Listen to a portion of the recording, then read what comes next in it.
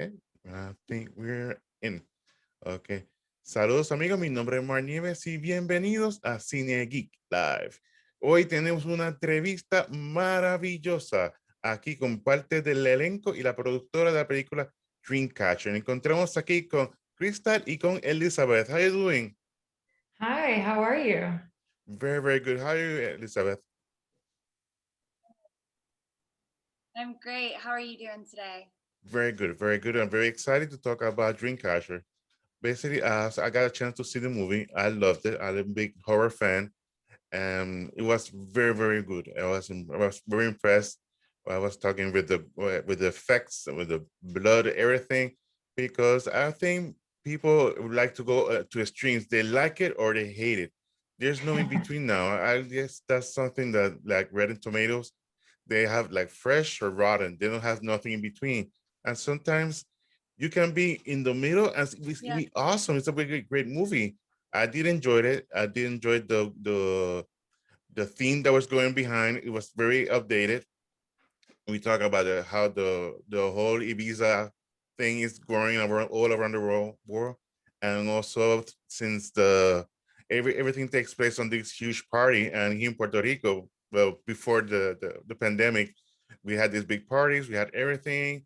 So it kind of related in that sense, and seeing how everything is was. I hope everything since the vaccine is getting back to normal. I think I hope so very soon. But I did enjoy the movie. It was very very nice. I did enjoy it. I loved it. So let's go ahead and Crystal, how was it? What was the thing that said I have to make this movie so people can see it, people can enjoy it, and be frightening, be scared, and love this because people love being scared. I think that I was actually in Ibiza. I was in Spain. I spent the summers out there, and I felt like there was something that kind of just hit me. And I was overlooking the ocean. It was a beautiful view by all means, but something I just felt like I have unfinished business in Hollywood. And as great as living the real life thing, I wanted to come back to Hollywood and tell another story. So I came home and I walked into our office and I told my brother, my business partner, Brandon, I walked through the door and I said, we're making another movie. And he was like, oh shoot, I haven't seen the look on your face like that. And it's been a minute. And so we sat down and we knew when we formed Cortso Studios, our new company, that we were going to do young adult content. And we're very comfortable and confident that's what we're doing currently. And so coming up with the idea of Dreamcatcher with an ensemble cast, we wanted to do what we always talk about is it's a love letter to the 90s. And growing up a 90s kid and being inspired by so many cool ensemble films, they don't really make those like that anymore. And so we're like, you know what, you could do something about that. And so here we are. Yeah, that's one of the things that I love the movie because it's a great ensemble. In that case, we will have the opportunity to talk with Elizabeth. So, how was it being part of this film? Oh, it was fantastic. This was actually one of my first moments myself to be the lead in anything. I'd spent the majority of my life doing theater, and I was really just starting to break out into television and film. And when I landed this role, I was over the moon because it was finally my dreams being realized. And not only that, but the cast that I got to work with was a family. By the end of it, we were all so close. We all loved each other so much. Such great actors to work with and learn from because it was such a learning and growing experience for me. So I would say it was an exceptional experience. I mean, you go onto set sometimes and it can be a little rocky or you can have a diva, and there was none of that. It was all love. It was all hard work, and we just made good art together. That's very nice. Last time we were talking, no, that I really, really love the way that Travis Burns portrays the silent type, the one, and he did such a good job. I did really, really enjoy it. And Crystal, how was it when you approached and told him, "Well, you're the guy to be the main guy in this film"? What was his reaction to it? It was crazy for him. He walked in and we knew instantly that there was something there with him. And he came in with his Australian accent because he's from Australia. And we sent him back out in the room. And once we discovered that he was Australian, and said, "Can you go practice your lines and come back?"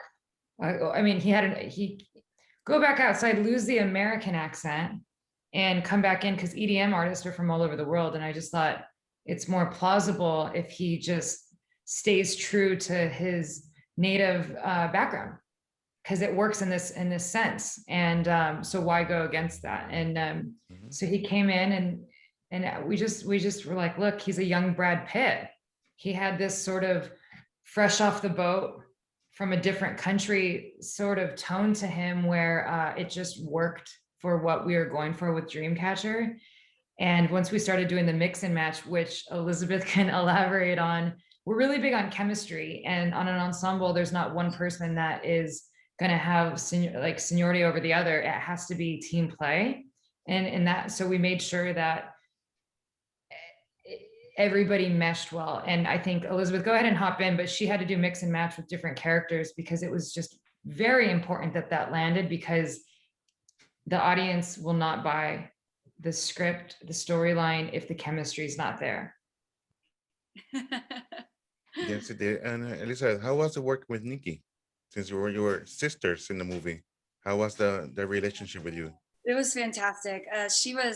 I always would say that she was kind of my diva meter, because she would let me know what was okay to ask for and wasn't okay to ask for on set, since I was kind of new to figuring this all out. And she would say, yeah, you can do that, or no, you can't. And I remember the first night we found out we were going to be sisters, and we went out to get sushi together, and we, killed 3 or 4 bottles of sake, and we knew that we were gonna mesh well, and we fell in love with each other right off the bat. So I would say that was an easy relationship to make seem authentic, because I felt like she was a sister by the end of it, and she and I are still very close, and I loved working with her. That's great. Yes, the relationship was a good relationship, and I think that's one of the main points of focus of the film, because the relationship has been hurt during the way when you were left like 3 or 4 years with her. Then you come back out of the sudden on her birthday, and everything was happening. It was a great relationship, and you can feel it on the screen, and that's really, really good job. Yeah, and to add to what you're saying, Mark, I must just kind of elaborate a little bit, since we have Elizabeth's attention. She's a kind of a hard one to get. She's so busy shooting another show. I don't even know if you can talk about it or not. But when she walked in, Brandon and I, being from in front of the camera, we know that either the studios or whatever, you can get hired for different reasons. And we weren't going to roll that way, because we could do whatever we want on this, which is amazing. Also scary, but amazing. And so I was just looking at the headshots, and I was not looking at the back. I just wanted to see what their kind of energy that they pulled into the room. And this girl walks in, and immediately, and I have ADD, I have a very short attention span. And this girl just walked in, and she had me by the sound of her boots clicking and hitting the floor. And I was like, okay, who's this? And then her husky voice came out, and I'm like, okay. And she just had something that I haven't seen in a long time. And I mean that with the most respect. It's just, I've been in this town a long time, and I feel like we just kind of know who's out there. And she just had that attitude that you want to see this girl go as far as possible, because the way she is as a person, you want to root for her. And I always say this about you, but people, they want to see you succeed. Girls want to be your friends. Guys, probably want to be more than friends. But it's really cool to be able to, now that we're friends, it's really cool to be able to see what difference it made in her life, that we were able to grant her that by saying, yes, we want you to play Ivy, what that's done for her career and her everything. Wow, that's very nice. Yeah, I think. I mean, what's cool, first of all, I should start paying you to do my PR, Krystal. Second of all, yeah, I mean, the hardest thing about being in Hollywood is someone taking a chance on you, because they see if your resume is not that long, or you haven't done this and that, and they'll choose somebody else a little more experienced over you, or they'll write you off.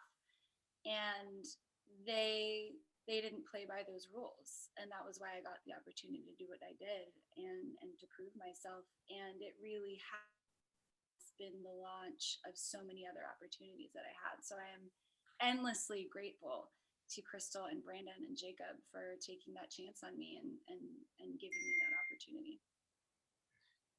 Very good. And also, Jacob is a first time director. How was it working with him, Elizabeth? Oh man, I loved every second working with him. He's got, so, not to age myself here, but I'm a child of the 90s as well. And I loved his vision into bringing those old school 90s horror films into the modern day. And that was kind of one of the first things that excited me about this film when I read the description, and how they were trying to bring that forward. And Jacob and I have remained so close. I mean, I do endless self-tapes with him. I read his scripts. He looks at my self-tapes. We've created such a close bond, and it's one that's unmatched, honestly. Working with him was, I've found not only a friend, but a confidant. And he's somebody that I trust, and I go to and say, hey, is this self-tape worth anything? Give me tips. And I trust him, and I trust him because he was such a great director on set, and he created something so exciting and meaningful and fun, all meshed together into one. So he's a talent, and I can't wait to see where he goes from here. That's awesome. That's really, really awesome. And also, one thing, of course, is a horror film, not just a horror film, it's a slasher film. And the body count is really high in this movie. Usually it's like two, three, or four, but this goes higher. How was it working with all the fake blood and guts and everything? What can you tell me about it, Lisa? And also, Krista, I want to know, how was it your Yeah, no reaction one seeing was all this safe. blood on the That's for set? Well, without spoilers, what do you think, Elizabeth? yeah. Oh man, yeah, I'm gonna try not to spoil anything. This was my first experience with fake blood and fake fights. So one of my favorite moments in the film actually was when I got to, I don't want to spoil anything. Well, I got to do some stunt work, and man, he kicked my ass and I kicked his, and that was exciting. I remember walking away from that day and being like, I need a stunt woman, like quitting acting, and I'm doing stunts, because it was truly such a blast. It's so much fun, and all the tricks of the trade that you learn. And yeah, I don't want to spoil too much. I keep on trying not to say too many things, but that was a blast. That was truly one of my favorite aspects of doing the entire film. And Krista, how was it working with all this bloods and guts all over the floor and being yes? It was fun. It was fun. It was, it's all make believe at the end of the day. And like Jacob likes to say, it was like a sandbox, and being able to play with your friends at recess with not that many rules. And you just have to, we trusted the team that we got to play with. And kind of like going back to the beach when you're young, like you can either make a sandcastle by yourself and be like the only child, or, it's kind of cool if you either have friends or siblings that you can build something with. And so, yes, in this case, it's for sure a murder mystery whodunit thriller. But for us, it was so much more. It was a family who was really making something like, I don't know, I don't know how to explain it, but we made something very special, so much more than a movie. I'll walk away with these friendships that last a lifetime. And at the end of the day, I think that's really cool. That's really nice. I kind of we're wrapping up. I know that the time is very, very strict. But I wanted to ask you, since this goes back to the 90s, what's your favorite movies, like scary movie or this type of horror that maybe inspire you to do this role and also produce this movie? You go ahead, go first, I'll go second. Okay, gosh, this might seem typical, but who doesn't love the Scream franchise? I mean, it's incredible. Yes. And I feel like we paid homage to the Scream franchise to some degree, but we also made it our own. But that was definitely a big inspiration for me. Yeah, that's that, and how did I Know What You Did Last Summer. The whole '90s vibe is incredible, but I gotta say Scream. I have Yeah. to say Scream. How about you, Krystal? What about you, Krystal? It just depends what day it is. I go back and forth. Obviously, I'm a huge Wes Craven fan, and having gotten the opportunity to work with him on our last film, Brandon and I, we decided, hey, and instead of it being like the elephant in the room for the rest of our careers, I said, why don't we just face it and bow down to him and say, hey, you are the master, you are the legend, and we're going to do the best we can with what we know, and also the information that you shared with us, and we're going to do an homage to you. So it's hard to say, it's hard to go off of anything but the Scream franchise. So I guess we'll leave it at that. Yes, it's very special for all horror fans. We love it how Wes Craven created the Nightmare on Elm Street, created of the Scream franchise, and it's awesome. It's awesome. Well, Dreamcatcher is Yeah, is that was one coming of out the first on. things. Beg your pardon? They said- Sorry, what was it, Elizabeth? I was saying that was one of the first things. They reached out to us and said they had worked with Wes Craven. That was one of the things that hooked me, and so that was a cool moment to work with somebody who had actually gotten to work with the master. Yes. And one of the tips, and I'm not going to reveal the secret because some of the stuff I'll keep to ourselves, but basically some of the notes in terms of casting he gave to Brandon and I was, when casting females, like, look out for this, and this, and this, and this. And that's gave us even more confidence to hire Elizabeth Posey, because we're like, you know what? We could totally go with this girl, or we could be fearless and trust that this girl is going to go above and beyond and see what she has. And I'm really excited for you. I always say this in the interviews. I'm really excited. I'm so excited for everybody, but it's really cool to be able to see people who want it so badly and haven't had that opportunity yet. So I'm like the biggest fan of our entire cast, and Jacob. I love Jacob so much, and he deserves to go as far as he wants in this career. That's really, really nice. So Dreamcatcher is available tomorrow. No, baby, the video comes out in tomorrow. So there's a mask. I love it. I have this guy here right behind me. He's talking to me. I get one of those. Ooh, that's awesome. And creepy. So Dreamcatcher is gonna be available on the March the 5th on VOD. So go ahead, rent it. Not only is it a great film, it's a great film to with your friends to watch it, enjoy it, and it's awesome. And if you're like gory stuff, yes, you will hit that spot. So go ahead and watch it, Dreamcatcher. So again, thank you, Lisa. Thank you, Krystal, for your opportunity of this interview. Much. And thanks a lot. I really appreciate it. And till next time. Or talk to you guys later on. Bye-bye. Adios. Okay.